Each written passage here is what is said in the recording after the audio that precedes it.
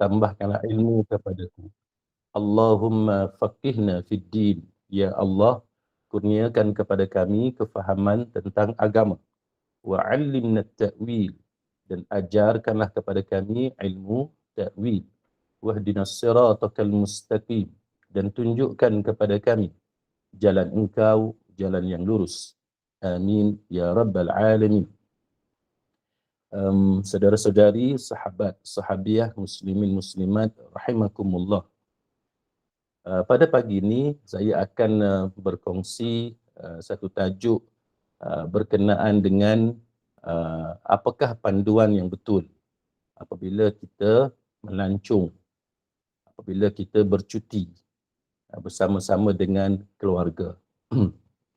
Tajuk ini penting, sidang hadirin mukminin, kerana kita sebagai orang Islam, kita sebagai hamba Allah Subhanahu Wa Taala, dalam apa sahaja aktiviti yang kita lakukan, mestilah berpandukan kepada panduan daripada Allah dan Rasul.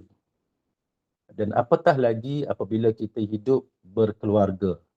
Kita ada ibu dan ayah, kita ada pasangan, kita ada anak-anak. Maka sudah tentu ada panduan agama untuk kita patuhi. Terutamanya apabila kita berbicara tentang soal kita bercuti, kita berjalan-jalan dengan keluarga dan seumpamanya. Maka untuk memulakan tajuk ini, sidang hadirin mukminin, saya mulakan dengan apa yang pernah berlaku di antara Salman Al-Farisi dengan seorang sahabat lain yang telah dipersaudarakan oleh baginda Nabi sallallahu alaihi wasallam. Baginda Nabi telah mempersaudarakan Salman Al-Farisi dengan seorang sahabat yang bernama Abu Darda. Kita tahu bahawa selepas daripada peristiwa Hijratul Rasul, maka antara perkara yang sangat penting yang dilakukan oleh Rasulullah sallallahu alaihi wasallam ialah mempersaudarakan antara sahabat-sahabat yang ada. Ini yang membina kekuatan persaudaraan yang kukuh di antara orang-orang Islam pada waktu itu. Maka seorang saudara ini akan mengambil berat tentang saudaranya yang lain. Jadi apa yang berlaku ialah di antara Salman Al-Farisi dengan Abu Darda. Yang mana Abu Darda, dia melihat bagaimana Abu Darda ini sebenarnya seorang sahabat yang sangat bagus. Seorang sahabat yang sangat bagus. Dan bagusnya Abu Darda ini sehinggakan dia dikenali sebagai seorang sahabat yang sangat zuhud dan seorang sahabat yang sangat rajin beribadat kepada Allah Subhanahu Wa Taala. Namanya yang sebenarnya adalah Uwaimir bin Amir bin Malik bin Zaid bin Qais bin Umayyah bin Amir bin Adi bin Ka'ab bin Khazraj bin Al-Harith bin Khazraj. Dan ada juga ulama yang berpendapat namanya yang di depan itu Uwaimir itu bukan namanya yang sebenar, tapi itu adalah gelaran kepada Abu Darda. Namanya yang sebenar adalah Amir bin Malik. Jadi itu ada sedikit perbezaan pendapat di kalangan para ulama. Dan Abu Darda ni seorang sahabat yang sangat rajin beribadat kepada Allah Subhanahu Wa Taala, dan dia seorang yang sangat zuhud. Kalau nak banding dengan kita, memang langit dengan bumi lah. Jadi apa yang berlakunya ialah apabila Rasulullah sallallahu alaihi wasallam mempersaudarakan antara Salman Al-Farisi dengan Abu Darda, maka selepas daripada itu Salman pergi ziarah, dia pergi melawat Abu Darda. Bila dia melawat Abu Darda, dia lihat isteri kepada Abu Darda yang dikenali sebagai Ummu Darda radhiyallahu anha. Jadi bila Salman Al-Farisi dia nampak Ummu Darda, dia tengok Ummu Darda ni dia tak pakai pakaian yang elok-elok. Dia pakai pakaian yang macam kita, kalau kita di Malaysia ni, pakaian nak pergi kerja, pakaian nak pergi menoreh, pakaian nak pergi buat bendang. Jadi kita tak pakai elok-elok. Sedangkan kita biasanya bila ada tetamu datang ke rumah, pakaian kita tu elok-elok lah kan, sesuai dengan tetamu yang nak datang ke rumah kita. Tapi ini berbeza dengan Ummu Darda. Bila Salman Al-Farisi dia berkunjung ke rumah Abu Darda, jadi dia tengok pakaian Ummu Darda ni pakaian bukan macam pakaian orang yang pakai elok-elok. Kan, pakai macam, kalau kita macam nak pergi bendang lah kita katakan, macam nak pergi menoreh. Jadi dia tak pakai pakaian yang bagus-bagus sebagaimana sepatutnya. Jadi Salman Al-Farisi dia tanya kepada Ummu Darda, dia kata, kenapa kamu pakai pakaian yang macam ni? Kan? Ya, kalau kita pun peliklah tengok kenapa pula isteri kawan kita ni pakai macam tak ada baju lain. Kan? Ni kawan-kawan datang ni takkan nak pakai macam ni. Kan kita biasa tudung pun kita tak pakai tudung yang sama dengan tudung yang kita pakai masa kita pergi berkebun ke, masa kita masak untuk untuk family, kaum kerabat yang datang rumah, mesti ada beza kan. Jadi apa yang dijawab oleh Ummu Darda ialah dia kata saudaramu iaitu Abu Darda dia tak bagi pun perhatian kepada isterinya. Jadi maknanya Abu Darda ni dia tak bagi perhatian kepada Ummu Darda. Dia tak bagi perhatian. Bukan kata Abu Darda ni tidak bagus kan. Bukan kata Abu Darda ni seorang yang tidak peduli hukum hakam agama. Dia seorang yang sangat bagus. Dan sebagaimana yang kita sebut tadi, dia seorang yang sangat zuhud, seorang yang sangat rajin beribadat, tapi dia ada problem dari segi itu. Dari segi kerajinan Abu Darda beribadat kepada Allah Ta'ala itu ada sedikit masalah, ada isu. Iaitu Ummu Darda kata, Abu Darda ni dia kata, saudaramu Abu Darda, dia tak bagi perhatian pun kepada isterinya. Waktu siang dia puasa, waktu malam dia semayang sepanjang malam. Jadi rupa-rupanya bila satu orang ni dia bagus, tapi kebagusannya itu tidak diimbangkan kan antara dunia dan akhirat, dia hanya fokus kepada akhirat saja, puasa sepanjang hari, waktu malam semayang je. Jadi isteri tak peduli, tidak mempedulikan isterinya. Maka itu menjejaskan, memberi prejudis kepada hak-hak isteri.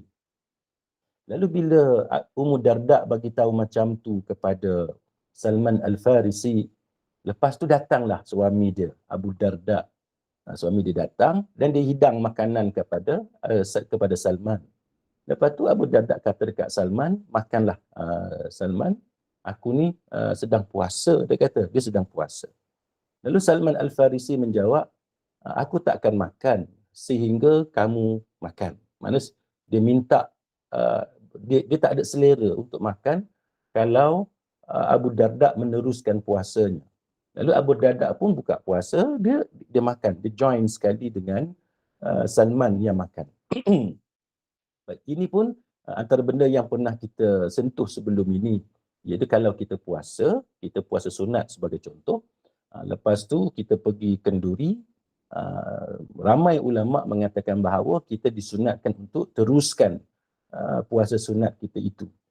Kecuali contohnya kita ada tetamu dan tetamu kita nampaknya keberatan untuk menjamah makanan yang kita hidang. Nampak dia macam teragak-agak bila nampak kita puasa kan. Maka barulah kita dianjurkan untuk berbuka puasa. Tapi kalau tak ada isu itu, kalau tak ada masalah, kita teruskan puasa berkenaan. Jadi itu antara fiqh berkenaan dengan puasa sunat apabila kita menghadiri kenduri ataupun kita menerima tetamu sewaktu kita berpuasa sunat.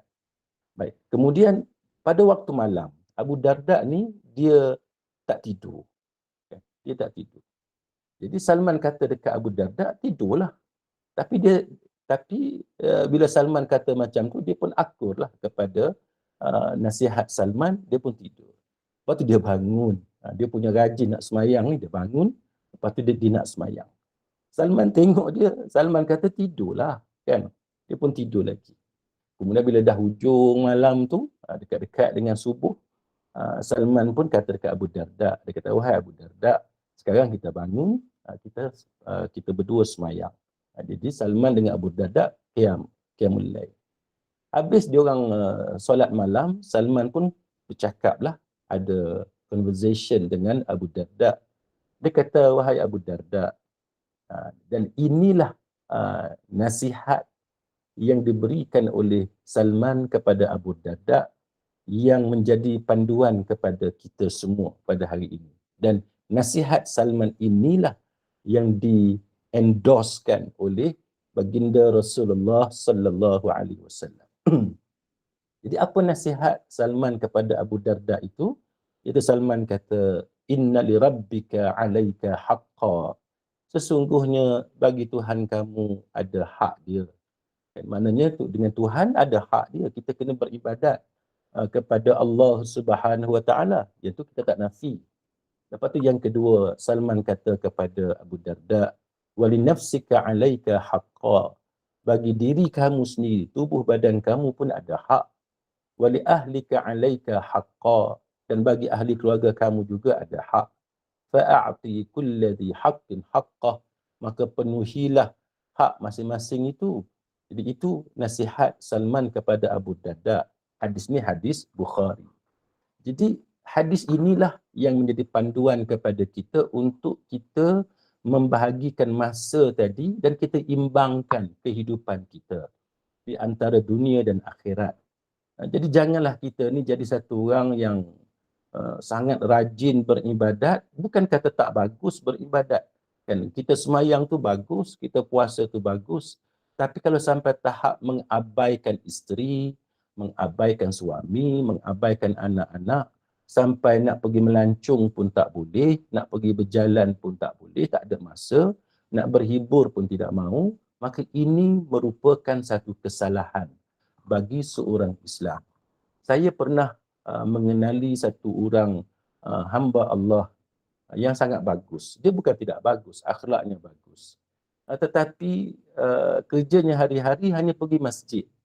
Dia iktikaf. Ini seorang yang memang agak rapat dengan saya daripada saya kecil sehingga saya sekarang ini memang kita ada hubungan yang baik dengan keluarga hamba Allah ini. Tapi si suami ini dia hanya pergi masjid iktikaf, pergi masjid iktikaf. Kami tak pernah nampak dia bawa family pergi melancung, pergi bercuti, jalan-jalan, tak pernah nampak. Jadi walaupun kita nampak macam lelaki yang macam ni bagus sebab menumpukan perhatian kepada ibadat, tapi sebenarnya ini bukan ajaran agama. Dan ajaran agama oleh sebab kita hidup atas dunia, maka perkara-perkara keduniaan pun kita mesti berikan perhatian. Sebab itu dalam hadis ini bila Salman bercakap dengan Abu Darda, Salman kata selain daripada lirabbika 'alaika haqqan, Salman pun cakap disambung seterusnya, wali nafsika 'alaika haqqan. Tubuh kita ni juga ada hak. Kita semayang sampai kita tak tidur malam, kan, bangun pagi mengantuk, berjalan macam zombie. Itu bukan ajaran agama. Dan itu bukan ajaran agama. Agama tidak mengajar kepada kita beribadat sampai tahap kita tak ada rehat langsung sehingga menjejaskan kesihatan kita. Mulalah datang demamnya, pening kepala, semua. Sebab tubuh pun dah jadi lemah. Maka ini bermakna kita telah merosakkan diri kita sendiri. Jadi kita tak boleh lakukan perkara seperti ini. Dan yang ketiganya, wali ahlika 'alaika haqqan, dan bagi ahli keluarga kamu pun ada hak. Jadi keluarga kita pun ada hak. Kita jangan abaikan keluarga kita. Mereka adalah manusia. Kan?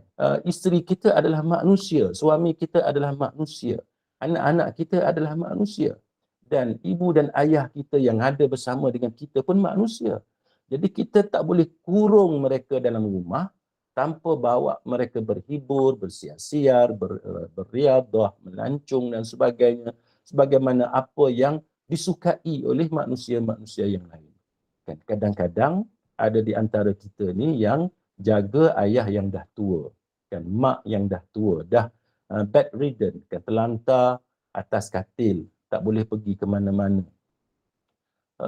Tapi ada anak-anak ni yang sanggup abaikan mak dengan ayah dia ni sampai tahap mak dengan ayah tu dalam lampin tu daripada pagi sampai petang tak salin-salin lampin mak yang uzur, lampin ayah yang uzur. Ini adalah suatu kekejaman, satu kezaliman yang dilakukan oleh segelintir di kalangan anak-anak pada hari ini. Dan ini juga kalau berdasarkan undang-undang kita pada hari ini, ia termasuk dalam takrif domestic violence, kan, keganasan rumah tangga. Keganasan rumah tangga ni bukan sahaja dilakukan oleh suami kepada isteri, oleh ayah dan ibu kepada anak, tapi ia juga termasuk perbuatan zalim yang dilakukan oleh anak-anak terhadap ayah dan ibu, khususnya apabila ayah dan ibu itu uzur. Maka itu termasuk dalam domestic violence kerana mengabaikan keadaan yang baik yang sepatutnya kita berikan kepada ayah dan ibu kita. Baik, maka kita sebagai seorang Islam, kita kena apa yang disebut oleh Salman tadi kepada Abu Darda, ta'ati kulladhi haqqin haqqah. Maka hendaklah kita tunaikan, penuhi hak masing-masing. Jadi bila kita dah di hujung tahun, kan ni sekarang ni bulan 10, dah mulai mendekati waktu cuti hujung tahun dan ada di antara kita yang nak habiskan cuti masing-masing dan sebagainya, maka inilah peluang kepada kita untuk kita spend masa kita bersama dengan keluarga. Dan itu adalah tuntutan agama. Baik, maka apa dia aturan-aturan kepada kita apabila kita melancong? Kita nak pergi ke mana? Kita nak pergi Switzerland, kan? Kita nak pergi Indonesia, kita nak pergi Singapura, Thailand dan sebagainya. Kita nak pergi ke mana? Jadi melancong ini ataupun berjalan-jalan ni dia ada macam-macam.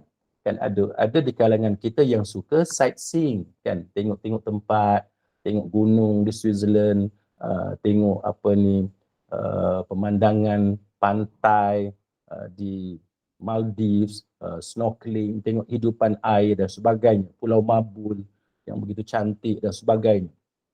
Ada juga di kalangan kita yang melancong sebab makan-makan, dia bukan nak tengok apa pun, nak makan je, kan, cari makanan sedap.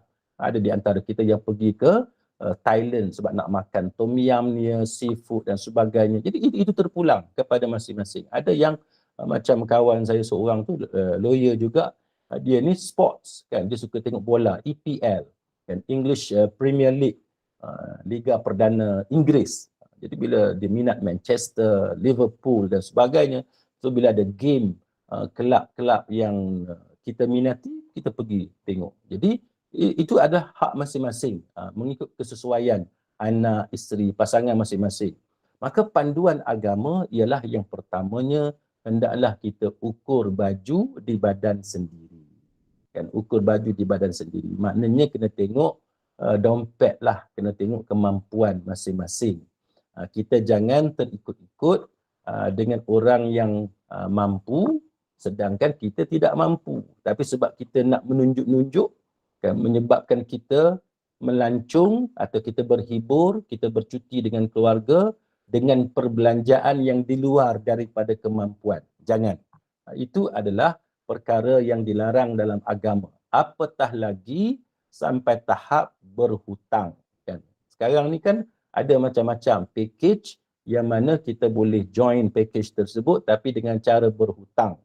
Bukanlah kita langsung tak boleh berhutang, tapi kita kena berhati-hati. Kalau hutang tadi dalam kemampuan kita untuk membayar mengikut jadualnya, silakan.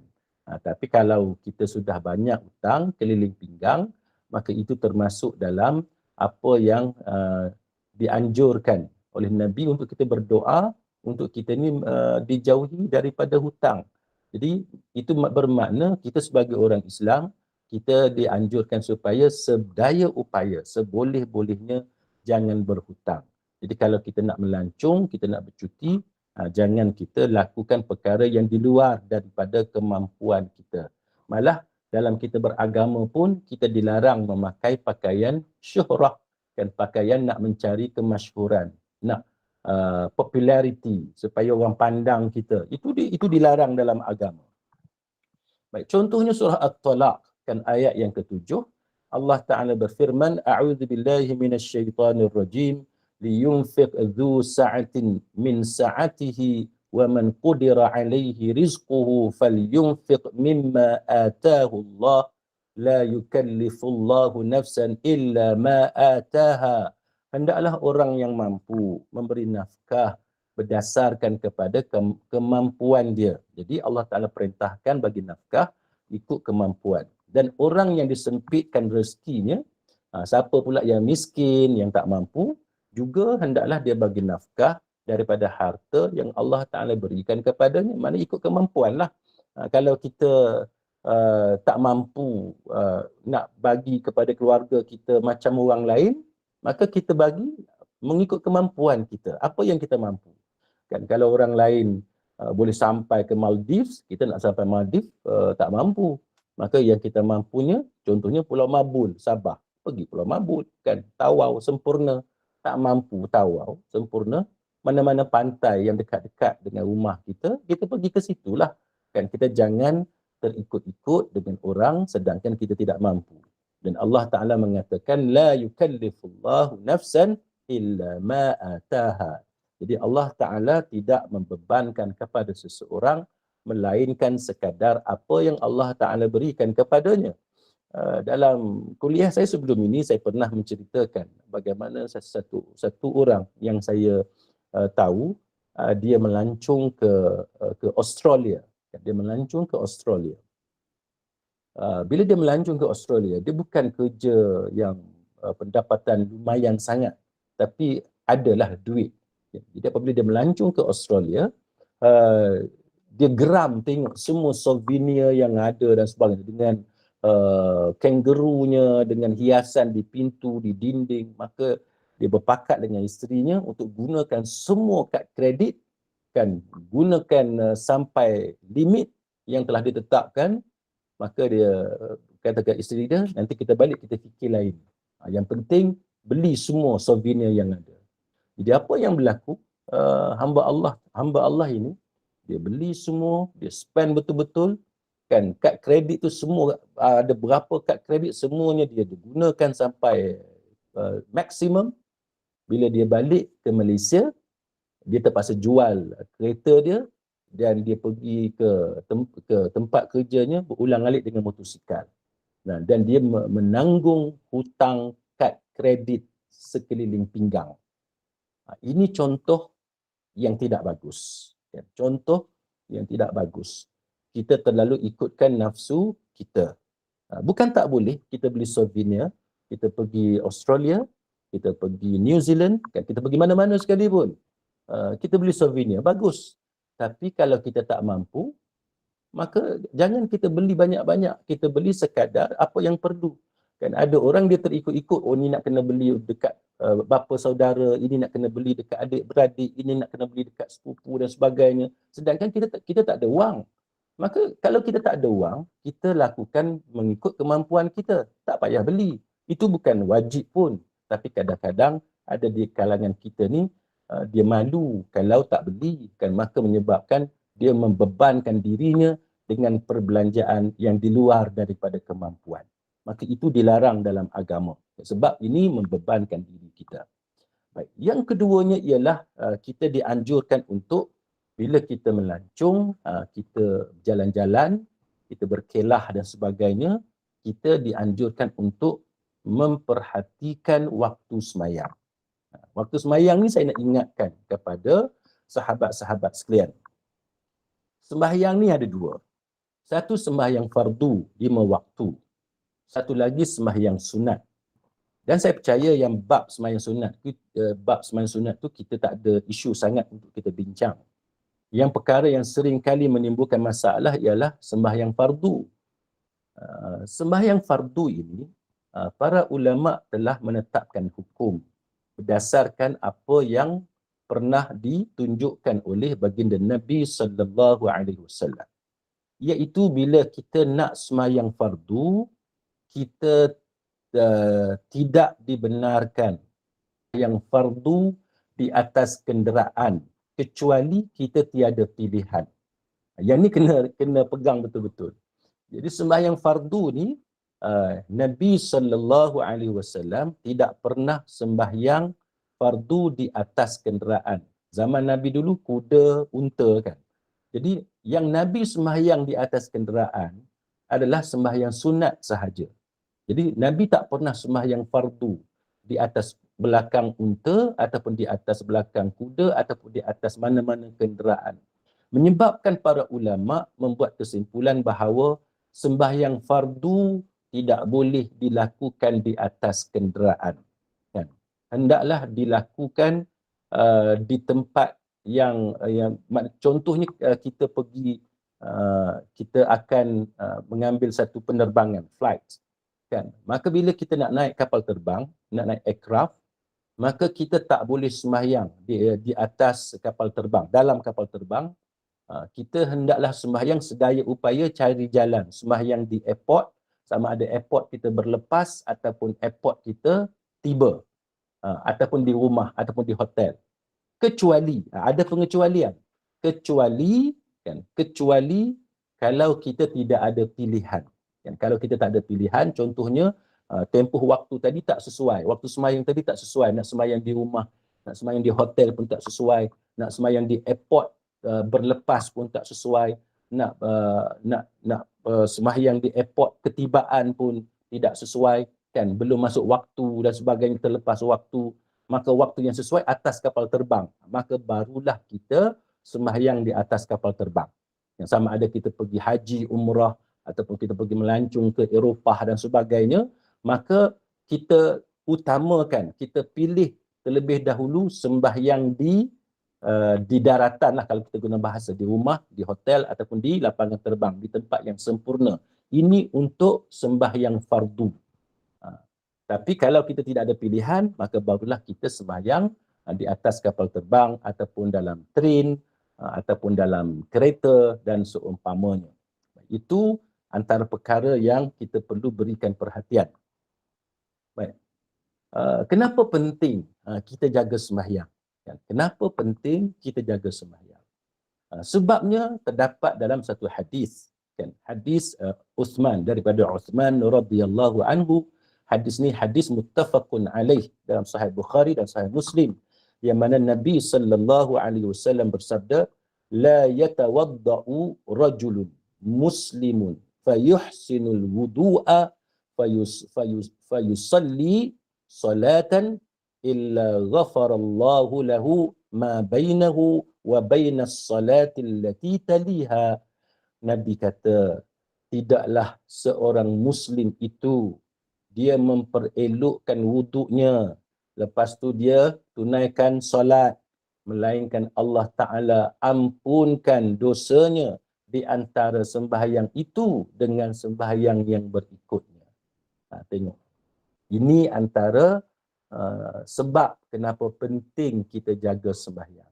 Apa dia? Iaitu kalau kita jaga semua sembahyang kita, subuh, zuhur kita tunaikan, asar pun kita sembahyang, maghrib pun kita buat, isyak pun kita penuhi, maka setiap kali kita sembahyang itu, apa sahaja dosa yang ada antara sembahyang-sembahyang tadi, Allah Ta'ala ampunkan, Allah Ta'ala hapuskan.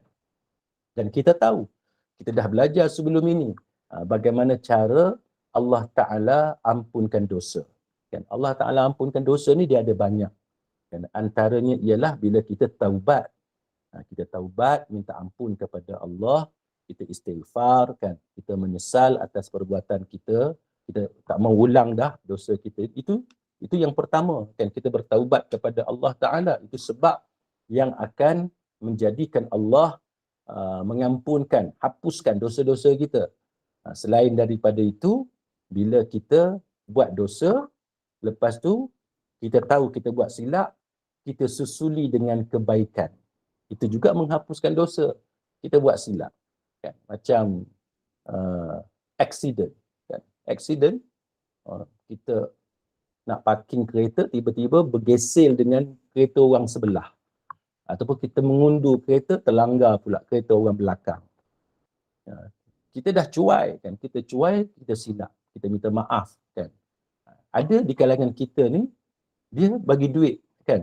Bagi duit, settle, tengok berapa dan sebagainya, kita buat baik kepada orang. Kan? Ajak dia makan, ajak minum. Kalau kos repair tadi 500, kita top up lagi RM100, 600. Dia kata tak apa abang, dia kata baiki bumper ni 500 saja dengan cat apa semua. Kita kata tak apa. Yang saya nak bagi tambah 100 ni untuk apa ni, cik minum ke, untuk cik guna apa-apa, untuk bagi ke anak ke dan sebagainya. Mana kita susuli dengan kebaikan. Maka itu contoh bagaimana perbuatan-perbuatan yang boleh menghapuskan dosa. Kan kita ada kesilapan kita, dosa yang kita buat. Jadi kita susuli dengan kebaikan. Macam sekarang ni kan isu suami yang diperlis tu, suami bunuh isteri kan, suami bunuh isteri. Na'udzubillah, minta lindung dengan Allah Subhanahu Wa Taala. Jadi kita kena ada sikap-sikap yang mana kita kena buat baik. Kita kena tahu bahawa bila satu orang suami bunuh isterinya, maka suami tadi terhalang daripada mendapat harta pusaka isteri. Ini fiqh. Bila kita belajar fiqh berkenaan dengan faraid, berkenaan dengan harta pusaka, kita kena ingat waris yang menyebabkan kematian. Kan? Waris yang membunuh ataupun menyebabkan kematian si mati, dia sepatutnya mendapat harta pusaka. Macam kes suami yang bunuh isteri itu, dia sepatutnya dapat harta pusaka.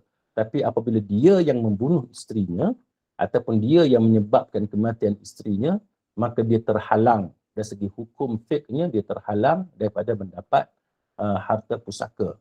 Baik, itu hukum yang wajib. Tapi bagi kita, sebagai contoh, katalah bila selepas perbicaraan dengan sebab tidak ada bukti dan sebagainya, kita terlepas.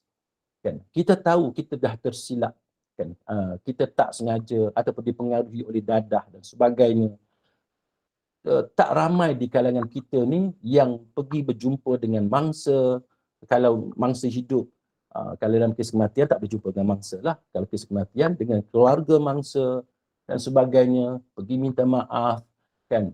Kalau kita ada sesuatu, kita ada tanah, kita bagi tanah tu kepada keluarga mangsa sebagai contoh. Kita ada wang yang ada dalam bank, ada 5,000, ada 6,000, ada 10,000 dan sebagainya.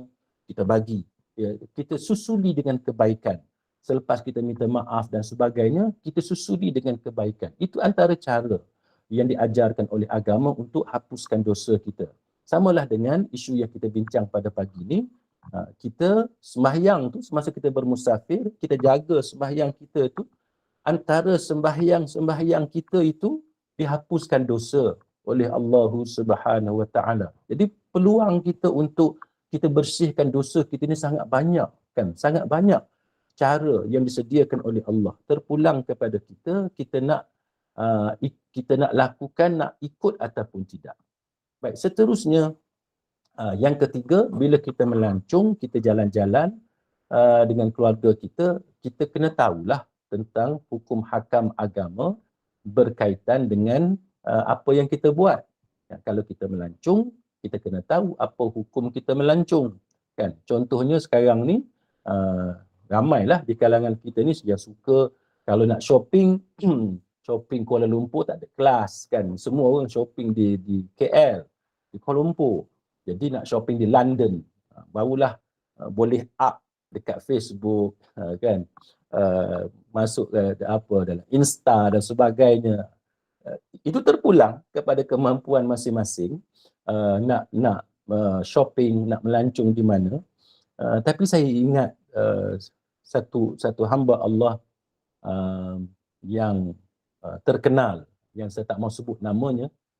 Saya menziarahi beliau dan keluarganya di Oxford.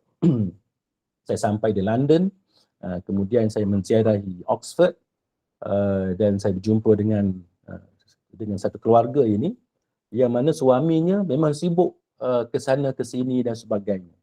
Jadi apabila isteri saya dengan anak saya bersembang dengan isteri beliau dan saya pula saya dengan suaminya bersembang di ruang tamu. Jadi isteri saya bagi tahulah yang kami ni nak menghala nak pergi tengok London, nak pergi Wales kan, nak tengok Snowdonia di Wales, dan Wales ni dia terkenal dengan kawasan Bukit Bukau, Gunung Ganang, tanah tinggi. Jadi dia pun berubah wajahnya. Dia kata suami dia sibuk kan, tak sempat nak bawa dia dengan anak-anak jalan-jalan. Walaupun sekitar London dan Oxford pun tak ada masa. Jadi ini contoh sebenarnya bila kita sebagai suami kan, kita terlalu sibuk dengan mesyuarat itu, mesyuarat ini, kita ada macam-macam aktiviti sampai kita lupa untuk mengadakan aktiviti bersama isteri, aktiviti bersama anak-anak, spend masa bercuti bersama, berhibur bersama-sama, berseronok, bergembira sama-sama. Sebenarnya kita telah mengabaikan hak isteri kita, hak pasangan kita, hak anak-anak untuk hidup di atas dunia ini dengan kehidupan yang menggembirakan. Sampai tahap tak pernah bawa family pergi shopping, tempat-tempat yang bagus kan. Sampai tahap tak pernah pergi shopping ataupun melancung kawasan Gunung Ganang, tengok pemandangan, sightseeing dan sebagainya. Jadi ini satu perkara yang termasuk di dalam mengabaikan perkara-perkara keduniaan yang diperlukan oleh manusia. Kita ni manusia, kita perlu tidur, kita perlu makan, kita perlu jalan-jalan, kan, kita perlu bergembira melihat dunia ini. Jadi itu antara perkara yang kita perlu ambil berat, yang kita perlu peduli. Jadi apabila kita pergi melancung, kita pergi London dan sebagainya, kita nak shopping dan lain-lain, jadi kita kena tahulah kan hukum hakam agama. Kita jangan sampai tahap tak tahu tentang bab-bab semayang ni. Saya teringat sewaktu saya menunaikan haji sekitar tahun 2005-2006. Saya ambil penerbangan di hujung kan, penerbangan akhir. Jadi selepas selesai ibadat haji, ada di Mekah sekian lama, maka kami pindah ke Madinah. Sampai di Madinah pada waktu itu hari Jumaat yang pertama di Madinah. Jadi sewaktu di Mekah, imam setiap kali Jumaat tak baca surah sajadah. Tak baca surah sajadah, tak ada sujud lah sewaktu baca surah sajadah itu. Jadi bila sampai di Madinah, itu kali pertama baca, imam baca surah sajadah. Masa itu Syekh Hudhaifi yang jadi imam, dia baca surah sajadah. Jadi bila kita dah biasa dengan sembahyang subuh hari Jumaat di masjid ataupun di surau, kita tahu, kita di Malaysia kita memang biasa, banyak masjid dan surau bila hari Jumaat akan baca surah sajadah. Itu antara perkara yang disunnahkan oleh Nabi SAW. Jadi di Madinah ni, sewaktu saya semayang di Madinah, tiba-tiba hari itu hari pertama imam baca surah sajadah. Jadi nampaklah kelam kabut ada di antara makmum yang tahu, dia terus turun untuk sujud tilawah kan, sujud sajadah. Tapi ramai juga yang rukuk kan, Jadi nampak kelam kabut. Maka selesai sembahyang tu, on the way keluar daripada Masjid Nabawi menghala ke hotel, saya dengar perbualan 3 orang. 1 orang lelaki dan 2 perempuan. Jadi yang lelaki dengan perempuan ni bercakap, dia kata, ya sembahyang subuh hari ni 3 rakaat. Dia kata, jadi masing-masing bercakap tentang hari tu, pagi tu sembahyang subuh 3 rakaat. Jadi itu menunjukkan bagaimana kita tidak tahu berkenaan dengan sembahyang subuh hari Jumaat, pagi Jumaat yang disunatkan untuk membaca surah sajadah, dan kita turun sujud selepas membaca ayat berkenaan, sehingga kita anggap itu sebagai salah satu rakaat yang ada dalam sembahyang. Jadi kita kena belajarlah kan, kita kena belajar segala hukum hakam yang berkaitan. Baik, maka bila kita belajar hukum hakam yang berkaitan, antaranya bila kita bermusafir ni, kita kena tahu contohnya sembahyang jamak kan, sembahyang jamak bukan saja jamak dan qasar. Kita kena tahu apa dia jamak takdim dan apa dia jamak takhir kan. Jamak takhir ni dia lebih longgar berbanding dengan jamak takdim. Kalau jamak takhir ni dia tidak diwajibkan berdasarkan mazhab Imam Syafi'i, tidak diwajibkan muwalat, tidak diwajibkan berturut-turut.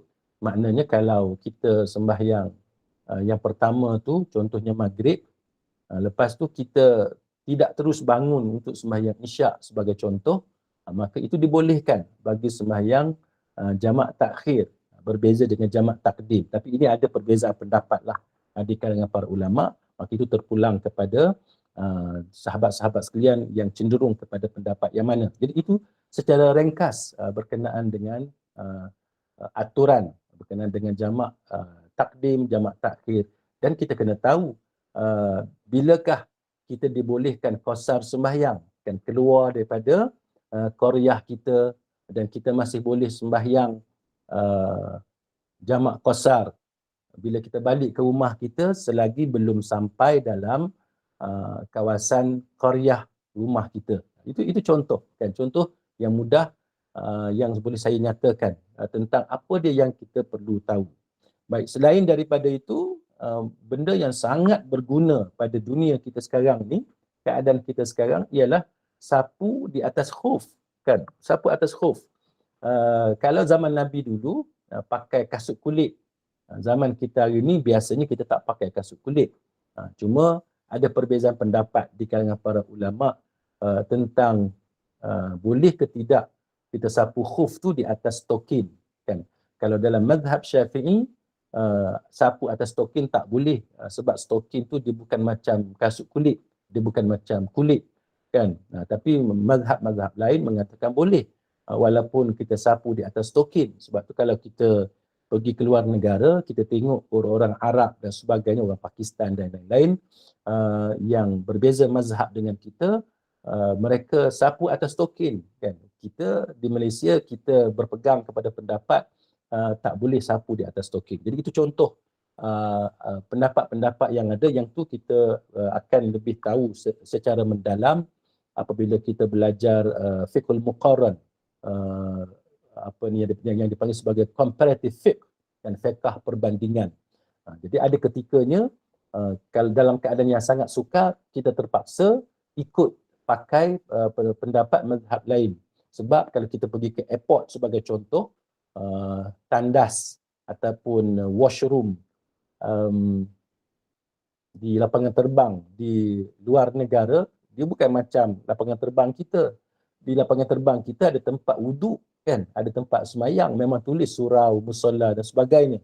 Tapi bila kita pergi ke Eropah sebagai contoh, saya ada pengalaman pergi ke Eropah, contohnya Vienna, pergi ke Prague, London dan sebagainya. Kita boleh tengok bagaimana kemudahan-kemudahan yang macam kita di KLIA ni tak sama. Jadi bagi siapa yang tak biasa tu, dia akan angkat kaki, basuh kaki dalam sinki. Ini sangat bahaya, kan? Perbuatan angkat kaki, sebab nak sapu atas token tak boleh, kan? Jadi setengah-setengah daripada kita ni, dia tak biasa dengan fake berkaitan dengan sapu khuf. Maka apa yang dia lakukan ialah dia buka kasut dia, dia buka stokin dia, dan dia basuh kaki dia dalam sinki. Jadi kalau dilihat oleh staf yang bahagian cleaning, yang cleaner itu, sudah tentu kita akan dimarahi. Dan lagi pun ini adalah perbuatan yang tak sesuai dari segi hygiene, kebersihan. Sebab itu tempat orang basuh muka, tempat orang basuh tangan. Tak sesuai kita basuh kaki dalam sinki. Kalau rumah kita terpulang pada kita lah, kita nak basuh kaki dalam sinki. Tapi bila kita guna tempat-tempat publik, tempat awam, maka pertimbangan dari sudut hygiene itu sangat penting. Jadi kita tak boleh sewenang-wenangnya angkat kaki, basuh kaki dalam sinki. Itu yang pertama dari segi hygiene. Yang keduanya, risiko tinggi untuk jatuh. Bila kita angkat kaki tinggi macam tu, nak basuh kaki dalam sinki, berkemungkinan kita akan tergelincir. Berkemungkinan kita akan jatuh. Bila kita jatuh, ia boleh mendatangkan kecederaan, bahaya, mudarat kepada diri kita. Maka sebab tu fiqh berkenaan dengan wuduk, kan, berkenaan dengan sapu khuf, sapu atas kasut, sapu atas stokin ni, kita kena belajar. Kan, kita kena belajar sebab kita akan jumpa keadaan-keadaan macam ni. Samalah juga bila kita guna toilet. Kan, siapa yang pernah sampai di Jepun, di Korea dan sebagainya, negara-negara barat, mereka tak ada paip getah macam rumah kita. Kan, rumah kita ada paip getah, kita basuh bila kita qada hajat, kita basuh pakai paip getah dengan air yang banyak. Tapi bila kita pergi ke luar negara, mereka tak ada paip getah. Kan, setengah tu tak ada air pun dalam tandas. Ada tisu je. Dan setengah tempat pula tisu pun tak ada. Jadi kita kena belajarlah bagaimana cara untuk istinja. Cara nak bersihkan kemaluan apabila kita sampai di tempat-tempat seperti ini. Baik. Selain daripada itu, kita kena belajar juga kan cara nak ambil air sembahyang dalam keadaan air tak banyak. Kan, macam mana kita nak guna spray. Kan, tak perlu sampai air mengalir tu sampai basah tempat tu. Ya, apa maksud air yang mengalir? Itu penting kita tahu berkenaan dengan ta'rif menggunakan air yang mengalir sewaktu kita berwuduk. Jadi siapa yang pernah guna spray sewaktu pergi umrah ataupun pergi haji, dia tahulah berkenaan dengan maksud air yang mengalir. Tak perlu dengan air yang banyak sampai basah kapet dan sebagainya. Jadi itu bagus bila kita belajar benda-benda macam ni. Selain daripada itu, kita kena belajar cara sembahyang dalam kenderaan, sembahyang dalam train, sembahyang dalam pesawat, dalam aircraft macam mana. Macam kita sebut di awal tadilah, kalau kita tak ada pilihan, tak sempat waktu untuk sembahyang di airport sebagai contoh, maka kita sembahyang di atas dalam aircraft, kan, di atas pesawat. Maka bila kita sembahyang di tempat-tempat yang macam tu, kita kena tahu. Contohnya dalam train. Siapa yang biasa sembahyang dalam train, dia tahu sembahyang sambil berdiri sangat bahaya, boleh jatuh. Walaupun ada dinding dan sebagainya. Sebab itu disyorkan kita bila kita sembahyang dalam kenderaan yang macam tu, disyorkan sembahyang dalam keadaan duduk. Itu lebih selamat. Itu lebih selamat. Samalah juga sewaktu kita sembahyang dalam pesawat. Setengah-setengah pesawat macam pesawat Saudi Airlines, mereka menyediakan tempat khas untuk sembahyang. Itu selesa. Kalau pesawat yang tidak menyediakan tempat sembahyang khas, kita kena tahu ruang-ruang yang dibolehkan untuk kita guna untuk kita solat. Jadi kita kena tanya dulu, minta kebenaran dengan kru yang bertugas, sebab kru perlu memastikan keselamatan kita dan keselamatan penumpang yang lain. Saya syorkan kepada tuan-tuan supaya sembahyang di tempat duduk. Bila kita berada dalam pesawat, kita sembahyang di tempat duduk dan kita bersiap sedia. Kan? Lebih baik kita pasang belt, seat belt, tali pinggang. Sebab apa? Sebab macam-macam benda yang boleh berlaku. Kadang-kadang air turbulence dan sebagainya, kadang-kadang gegaran yang ada dalam pesawat boleh mendatangkan kecederaan. Maka seelok-eloknya kita sembahyang di tempat duduk. Dan kita tahu macam mana kita nak sembahyang menghadap kiblat. Kalau tak boleh menghadap kiblat, bagaimana cara yang boleh kita lakukan. Jadi kita akan takbir terlebih dahulu menghadap kiblat, lepas tu kita duduk di kerusi kita yang tidak dapat menghadap kiblat. Jadi itu yang mampu kita lakukan. Yang penting kita solat. Yang penting kita solat. Fattakullah mastata'tum, bertakwa kepada Allah sedaya upaya kamu. Baik, selain daripada itu, bila kita melancong ke luar negara, kita berjalan ni, antara isu yang biasanya ialah makanan halal. Kalau pergi ke Eropah, mungkin ada tempat yang senang untuk kita dapat makanan halal sebab ramai orang Islam. Contohnya di Bradford, Manchester, Sheffield, London dan sebagainya. Itu tempat-tempat yang ramai orang Islam. Edinburgh. Tapi kadang-kadang bila kita pergi ke negara Eropah, kita sampai tempat yang tak ada orang Islam ataupun tak ada makanan halal. Maka kita kena tahu apa yang halal untuk kita. Contohnya kosher. Kan, kosher ni makanan orang Yahudi. Kan, kosher ni dia sangat ketat dia punya penyediaan. Maka berdasarkan kepada agama kita, kita orang Islam boleh makan makanan yang ada label kosher. Jadi bila kita cari makanan halal tak jumpa, yang disediakan oleh orang Islam atau disembelih mengikut sembelihan undang-undang Islam kita tak jumpa, maka pilihan lain ialah kosher. Jadi tengok ada label kosher, walaupun ianya disediakan oleh orang Yahudi, yang tu kita boleh makan. Baik, jadi itu contoh-contoh hukum yang boleh kita pelajari. Baik, selain daripada itu, kita perhatikan tempat yang kita nak pergi.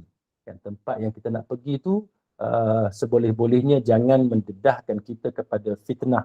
Tempat orang buat maksiat, kan, tempat orang telanjang, tepi pantai, yang mana ramai orang, majoriti orang kat situ buka pakaian dia, hanya pakai pakaian yang kecil-kecil sahaja.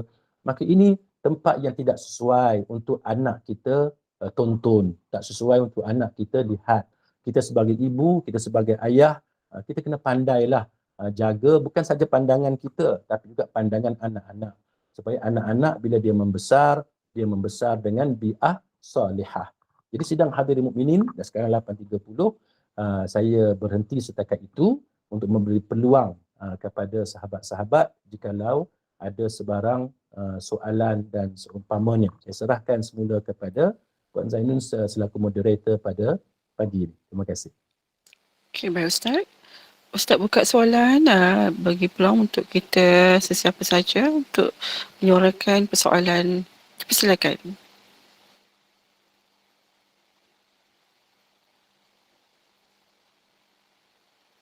Assalamualaikum Ustaz. Waalaikumsalam warahmatullahi. Saya nak tanya, kalau sembahyang atas kapal terbang, kita perlu qada balik tak di rumah? Baik, wallahu alam. Bila kita sembahyang di atas kapal terbang, persoalannya ialah apakah wajib kita qada ataupun tidak. Baik, untuk menjawab sama ada wajib kita qada ataupun tidak, kita perlu perhatikan bagaimana cara kita sembahyang itu. Kan, kalau kita sembahyang itu semuanya sempurna, kan, semuanya sempurna. Contohnya, kita menghadap kiblat sepanjang masa. Kebetulan kapal terbang tu memang menghala ke arah kiblat, ataupun kedudukan kapal terbang tu memang senang untuk kita sembahyang. Menghadap kiblat, kita boleh berdiri dengan baik sepanjang masa qiyam. Kalau 2 rakaat, semua 2 rakaat kita boleh berdiri. Kita boleh ambil wuduk dengan sempurna dan sebagainya. Maka kalau semua itu dipenuhi, maka kita tidak wajib qada. Sembahyang kita itu sembahyang yang sempurna. Baik, isu qada ataupun tidak ni akan timbul apabila kita mengerjakan sembahyang yang mana sembahyang kita itu dalam keadaan biasa tidak sah. Contohnya, kita tidak dapat menghadap kiblat, ataupun kita tak boleh berdiri dengan baik, kita kena duduk sepanjang masa, dan seumpamanya lah. Maka itu dalam mazhab Syafi'i dipanggil sebagai sembahyang menghormati waktu. Jadi sembahyang menghormati waktu berdasarkan qaul mu'tamad dalam mazhab Syafi'i wajib diqada. Maksudnya bila kita sampai hotel, kita sampai ke destinasi atau rumah kita, ada masa yang sesuai untuk kita ganti, maka kita wajib ganti, wajib qada. Itu pendapat qaul mu'tamad dalam mazhab Syafi'i. Kecuali seorang murid kepada Imam Syafi'i yang namanya Imam Muzani. Imam Muzani berpendapat bila kita sembahyang hormat waktu itu tidak wajib qada, memadai dengan sembahyang sekali sahaja, maka itu sudah pun memadai, walaupun syarat-syarat sah sembahyang itu tidak dapat dipenuhi kesemuanya sekali. Tetapi dalam mazhab lain, contohnya dalam mazhab Hanbali, ulama Hanabilah tidak menerima istilah sembahyang hormat waktu. Bagi mereka pada waktu itu kita sembahyang berdasarkan kepada kemampuan kita. Fattaqullah mastata'tum. Bertakwa kepada Allah sedaya upaya kita, kan. Maka kalau kita mampu macam tu, maka macam tu sajalah, tidak wajib qada. Jadi itu ada perbezaan pendapat di kalangan para ulama. Cuma yang saya nak ulangnya, kalau kita ikut mazhab Syafi'i berdasarkan amalan kita di Malaysia, maka bila kita sembahyang hormat waktu, yang mana sembahyang kita tu dalam keadaan biasa tidak sah, kan, maka wajib diqada berdasarkan kepada qaul mu'tamad mazhab Syafi'i. Wallahu a'lam. Terima kasih Ustaz. Jelas. Sama-sama. Ya. Baik, saya rasa setakat itu saja soalannya saya dan Alhamdulillah jazakallahu khairan kepada Ustaz Dr. Ahmad Jelani atas perkongsian ilmu ini yang mengenai beberapa tips atau panduan bercuti dan melancong yang memerlukan pelbagai pelancangan bercuti sama ada di luar ataupun dalam negara kita sendiri. Dan kesempatan dan peluang itulah kita jadikan ini merupakan sebahagian daripada nikmat yang perlu kita hargai dan dikongsikan dengan rasa syukur dan memuji kebesaran Allah SWT dan bagi melihat mengambil pengajaran dan menghayati kebesaran Allah SWT